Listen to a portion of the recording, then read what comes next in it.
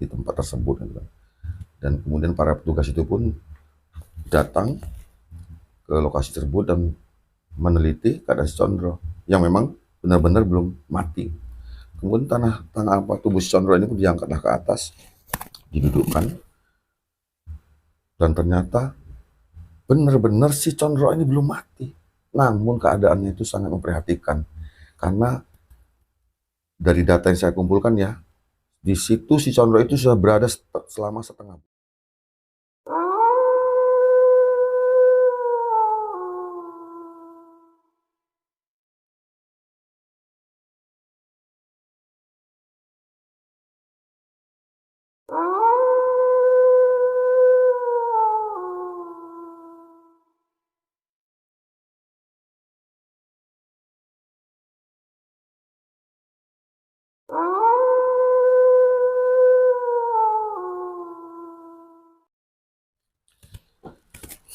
Assalamualaikum warahmatullahi wabarakatuh.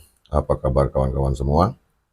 Semoga selalu sehat dan selalu dalam lindungan Allah Subhanahu wa taala, selalu dilimpahi rezeki yang melimpah dan selalu dimudahkan urusannya, juga dilancarkan usahanya.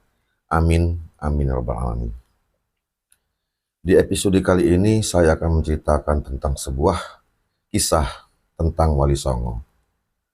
Namun Wali Songo di sini bukanlah Wali Songo yang ada ceritanya di tanah Jawa, tetapi Wali Songo di sini adalah sebuah cerita tentang suatu titik lokasi di sebuah perkebunan di Kecamatan Secanggang, Kabupaten Langkat, Sumatera Utara. Jadi di sekitar lokasi perkebunan ini itu ada sebuah titik, sebuah tempat yang mana oleh penduduk sekitar diberi nama dengan nama Wali Songo.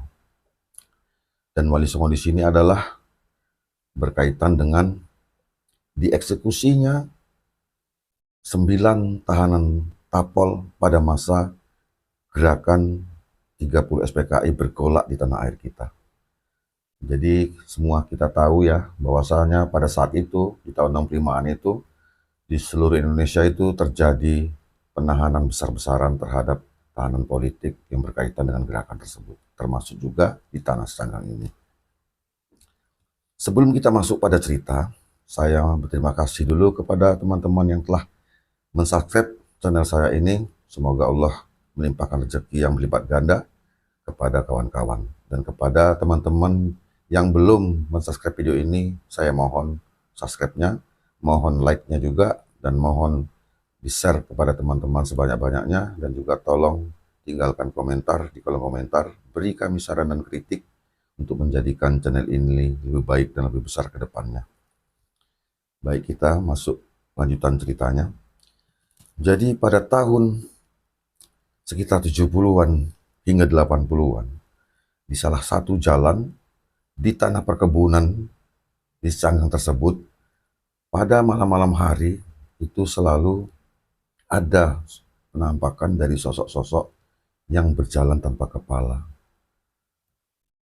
dan tangannya meninting kepala tersebut. Dan di penampakan itu terlihat darah yang meleleh dari putusan lehernya tersebut membanjiri mengalir ke daerah dadanya hingga terlihat merah dan berbau amis. Dan itu selalu selalu mengganggu atau menghantui para pengguna jalan di zaman itu, sehingga pada malam hari sangatlah jarang orang yang berani melintasi jalan tersebut di mana titik lokasi itu berada.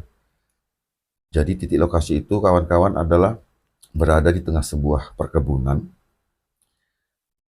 yang terdapat sebuah simpang tiga, di mana simpang tiganya itu jalan masuk ke dalamnya itu ada sebuah bangunan rumah Belanda di zaman tahun-tahun penjajahan itu mungkin ditempati oleh menir-menir Belanda ya.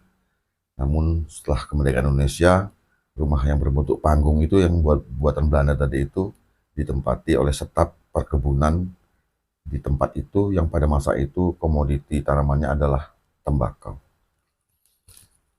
Nah di titik inilah terjadinya eksekusi terhadap 9 tahanan tapol yang ada di Cangang kala itu. Jadi setelah diinterogasi tahanan itu, setelah ditahannya, diinterogasi, kemudian diputuskanlah bahwa ke-9 tahanan tersebut dijatuhi dengan hukuman mati. Dan pada saat itu, di semua daerah di Indonesia itu, hukuman mati terhadap para tapol itu biasanya dengan cara ya digorok, ya ditembak juga. Nah, seperti itu juga lah kejadian eksekusi yang terjadi pada 9 tapol yang ada di Cangang kala itu. Singkat ceritanya, dijalankanlah eksekusi pada malam hari ya. Biasanya itu eksekusi yang dilakukan itu dilakukan setelah lewat tengah malam. Itu tujuannya mungkin untuk supaya para penduduk itu tidak melihat atau tidak menjadi sebuah kehebohan dengan dalam masa itu. Jadi laksanakanlah eksekusi 1, 2, 3, 4, 8 orang setelah dieksekusi dengan cara digorok, dan mungkin juga ada yang ditembak ya kan. Kemudian mayat yang 8 itu dicampakkan ke dalam sungai yang ada di sekitar lokasi di mana titik eksekusi itu dilakukan. Tibalah pada tahanan yang ke-9 yang kita sebut saja di sini namanya dengan nama Condro. Jadi saat Condro ini dieksekusi, ternyata Condro ini nggak mempan senjata, nggak mempan digorok. Ketika orang digorok itu tidak terluka sedikit pun, bahkan tergores pun nggak kulitnya. Jadi kemudian karena nggak mempan digorok, akhirnya dia dieksekusi dengan cara ditembak dengan senjata api. Dan ternyata Condro ini juga nggak mempan. Akhirnya para petugas karena kehabisan akal, Condro ini dibawalah kembali ke tahanan, ditahan kembali di markas petugas yang berwajib di kala itu.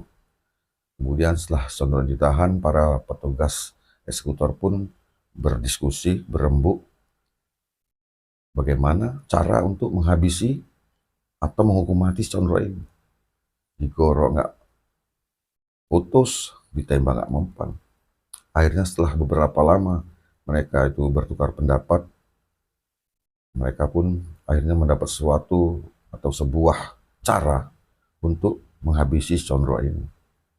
Akhirnya pada malam hari berikutnya dibawalah Condro ini ke tempat lokasi, kemudian diikatlah lehernya dengan menggunakan kawat dengan sangat kuat, ketat, dan kemudian tangannya ditelikung ke belakang, diikat juga dengan kawat, disatukan dengan kakinya yang ditekuk ke atas sehingga Condro itu sama sekali tidak bisa bergerak. Kemudian setelah dalam keadaan posisi terikat tersebut, si Condro pun dimasukkanlah ke dalam sebuah sumur yang saya tanya kepada para narasumber yang ada dan yang mengerti soal sejarah cerita Wali Songo di Tanah Langkat ini, itu katanya sumurnya itu tidak berair. Dan narasumber yang saya tanya itu bukanlah hanya satu orang, tetapi dari beberapa narasumber yang kemudian saya satukan menjadi sebuah cerita yang saya ceritakan ini. Mudah-mudahan kisah yang saya dapat ini atau cerita yang saya kumpulkan ini mendekati kebenaran yang ada atau yang pernah terjadi, dan seandainya kurang beberapa hal saya dapatkan tentang informasi kisah ini, ya saya mohon maaf kepada kawan-kawan semuanya. Baik, kita lanjutkan ceritanya. Setelah dimasukkan Condro ini ke dalam sumur tadi, sumur mati itu ya, di dalam perkebunan itu, kemudian para petugas pun kembali ke markas ya, dan beranggapan bahwasanya sudah selesai lah si Condro. Masa orang diikat lehernya nggak mati kan itu kan? Otomatis kalau diikat lehernya kan nggak bisa bernapas, tentunya kan nggak mati kan? Tentunya kan mati. Jadi mereka pun kembali ke markas dan sudah merasa tenang, merasa sudah tugasnya sudah selesai mengeksekusi ke-9 tahanan politik tadi. Tapi pada kenyataannya, setelah eksekusi Condro itu, pada besok-besok harinya, itu para pekerja di perkebunan tembakau itu dan juga para pencari rumput untuk pakan ternak yang berada di sekitar situ mendengar sebuah cerita minta tolong, tolong seperti itulah ya kan. Dan mereka itu kan mereka nggak tahu kalau di situ itu ada sebuah eksekusi yang dilakukan itu kan. Jadi mereka seperti ini, suara ini siapa yang minta tolong dan kenapa kan gitu kan. Nah, jadi beberapa di antara mereka pun mencari tahu, menelusuri daerah sekitar daerah tersebut untuk mencari tahu dari mana asal suara tersebut. Dan ternyata beberapa dari mereka itu sampai pada titik di mana sebuah sumur yang di dalamnya ada si Condro tadi. Mereka melongok ke dalam dan nampaklah tubuh si Condro tadi itu. Dan ternyata si Condro ini juga belum mati. Jadi penemuan ini oleh warga ini atau para pekerja yang ada di kebun itu melaporkan kepada petugas yang ada di tempat tersebut. Dan kemudian para petugas itu pun datang ke lokasi tersebut dan meneliti keadaan si Condro yang memang benar-benar belum mati. Kemudian tubuh si Condro ini pun diangkatlah ke atas, didudukkan, dan ternyata benar-benar si Condro ini belum mati. Namun keadaannya itu sangat memprihatinkan karena dari data yang saya kumpulkan ya, di situ si Condro itu sudah berada selama setengah bulan. Dan selama setengah bulan itu si Condro tidak mendapat asupan air minum dan makanan. Sehingga tubuhnya itu mengalami dehidrasi yang sangat parah. Dan itu menjadikan si Condro itu lemah dan sangat menderita dengan keadaannya itu. Jadi karena merasa sangat menderita, si Condro ini merasa bahwasanya daripada keadaan seperti ini, hidup segan mati pun tak bisa, akhirnya dia mengambil kesimpulan, ya udahlah mati ajalah aku. Lebih baik mati daripada dalam keadaan seperti ini. Itulah pendapat si Condro mungkin pada waktu itu ya. Sehingga dia menyatakan sebuah rahasia kepada petugas eksekutor yang ada pada waktu itu. Jadi si Condro ini mengatakan pada petugas bahwasanya satu-satunya cara yang bisa membunuhnya adalah satu-satunya benda yang bisa membunuhnya adalah sebuah anak lalang yang masih berbentuk duri. Jadi kawan-kawan, kalau lalang itu tunas ya, itu dari dalam tanah tumbuh dia seperti duri ya, sampai panjang itu sekitar 5 cm lah. Dan itulah yang menurut si Condro bisa membunuhnya. Jadi beritahu rahasia ini oleh si Condro kepada petugas dengan cara menusukkan anak lalang tersebut ke jempol kakinya. Namun di sini saya tidak mendapat kepastian ya dari para narasumber, jempol kaki kiri atau jempol kaki kanan. Namun intinya si Condro ini akan mati, akan kehilangan nyawa ketika jempol kakinya ditusuk dengan anak lalang tadi. Kemudian mendengar itu para petugas pun tadinya nggak percaya juga kan, karena ditembak nggak mempan, digorok nggak putus, kok anak lalang bisa membunuhnya. Tapi melihat keseriusan si Condro tadi itu, mereka pun melakukannya dan segeralah diambil di sekitar tempat itu anak lalang yang diperlukan. Kemudian mereka menusuk ke jempol kaki si Condro. Dan ternyata memang benar. Posisi si Condro tadi yang dalam keadaan duduk kemudian terguling. Dan dia pun mengembuskan napasnya yang terakhir. Dan kemudian para petugas eksekutor setelah memastikan keadaan si Condro ini, kematian si Condro ini, dan setelah ternyata memang dia benar-benar mati, dan mereka masukkan kembali tubuh si Condro yang teringat juga ke dalam sumur yang tadi di mana si Condro itu berada. Dan akhirnya tuntaslah sudah eksekusi terhadap 9 tahanan tapol yang ada pada saat itu. Nah setelah kejadian itulah selalu masyarakat itu yang berjalan di tempat itu, di titik itu tadi, di jalan utama yang di simpang 3-nya itu ada tanah sebuah rumah tua tadi itu. Selalu kalau berjalan malam itu ada yang diberi penampakan dengan sosok tubuh yang berjalan tanpa kepala dan dari lehernya itu menyembur darah segar. Terus satu nampak mengalir di dadanya.